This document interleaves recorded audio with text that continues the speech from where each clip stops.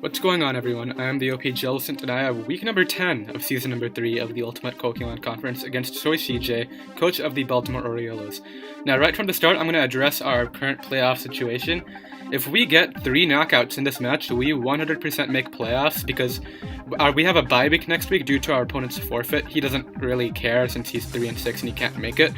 So if we get 3 knockouts right now, we end up making playoffs no matter what. And even if we don't, the person who we're fighting with to get the playoff spot has to win like 5-0 or 6-0 or something. So there's a really slim chance we don't make playoffs, but I just want to secure it right here. So ideally we get these 3 knockouts. Ideally we win, first of all, because 7-4 sounds a lot better than 6-5. But even if we don't, a 3-0, we secure playoffs anyway. But right off the bat, make sure to check off Choi CJ down in the description below. He is actually an analyst for the GBA and is just a really nice person in general. He has the exact same record as us right now, 5-4. The only difference being he was doing worse earlier and he started picking up losses. We were doing great, and now we picked up 2 losses in the last 2 weeks. So we went from 5-2 to 5-4. So what are you gonna do? But definitely make sure to check him down below. He's a really nice guy. Also subscribe if you want to follow the Aggrons potentially through the UPC playoffs as well as through the WPL season starting up soon. But let's get right into this matchup. So right when I looked at his team, I was like, shoot, I did not bring Scarf Kyurem. Normally I would bring dual Scarf Dragons with Flygon and Kyurem to really wreck through the opponent's team. As you can see, he has no resists to either of them. But I figured I've literally brought in both of Scarf Kyurem and Flygon to like, I believe it's 7 out of my previous 9 matches of the season, so I figured he would expect that. But really, his roster had nothing for it, so that was just a really terrible prep mistake in my opinion. Instead, we decided to bring the sub-leftovers Kyurem. We have defense at Arcanine, it can handle the Excelgor just fine. I don't plan on leaving it in, because it could be like Focus Sash Final Gambit lead, and just gets up spikes and weaken my defensive wall.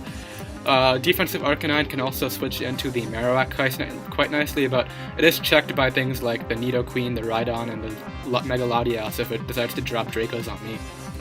We do still have Scarf Flygon to potentially sweep through his team because Scarf Dragons just really put in the work. We have Trick Room, Nasty Plot, Cofagrigus this week with a ton of defense investment to handle things like the Excelgor, and it has Spadef to not get 2-hit KO'd by Max Special Attack, Specs, Specs Sheer Force, Nidoqueen's Sludge Waves, Earth Power, so that'll work out. And we can potentially Trick Room and burn the Rhydon on the switch in. Once again, we have to be careful of the Mega Latias. Our primary response to that is our specially defensive Arcanine. But it has Roars, so we don't really fear Dragonite set either. So that's our primary response to the Mega Latias. But let's get right into the match right here. I lead off with Flygon right away, as he leads off with this, as expected. I actually EV'd this Flygon wrong, so we don't get the fast U-turn off, which is fine, because this wasn't going to outspeed anyway, but we managed to get off a Brave Bird right away. It's really unfortunate that we lost the Choice Scarf on our Braviary, since this is really his only resist to that. I know we'll outspeed this unless he's Scarf, and without a Scarf, it's not really worth keeping our Braviary around anymore. So I go for the U-turn, and then I click Earthquake with this thing. He knocks me out in one hit with Ice Punch, which is really unfortunate, because we would have been able to knock him out after that, and now this thing is a huge threat. We do have Cofagrigus with 84 defense investment though, which will avoid the 2-hit KO by Earthquake. So he's going to switch out knowing that, and I get up Trick Room right away. And I can't afford to Nasty Plot up, as he will just knock me out with Shadow Bone, so I go for the Shadow Ball right away, as Shadow Bone is going to knock me out. So not the best situation right now. I do have my counter to this thing in Arcanine, but it's going to get weakened into range of the Latias' Draco with Spikes damage, so really unfortunate on that part. Rhydon will also be able to carry it and Nidoqueen. So it's not looking great, but if we can get Kyurem Black behind a sub, potentially there's really nothing we can do that against at this point, so it's not looking good. But we do have our Mega Latias response with our Mega Aggron, which can take hits from that. We do have 172 special defense investment, which can work, and we have a really good position right now against this. But Bunnering is really not going to be doing a lot, and we can just Morning Sun up on this right away. We get back up to the exact same amount of health, so he's going to knock me off first, and I believe here I throw off the Flamethrower? No, I roar him out right away, so this is going to come out. It does, actually, he just knocks us out. I could have gone Braviary there, but if he clicked Stone Edge, it would have been in a really bad spot. Kyurem Black does, however, check this. I know it's not Scarf or anything because I saw the Rock Polish.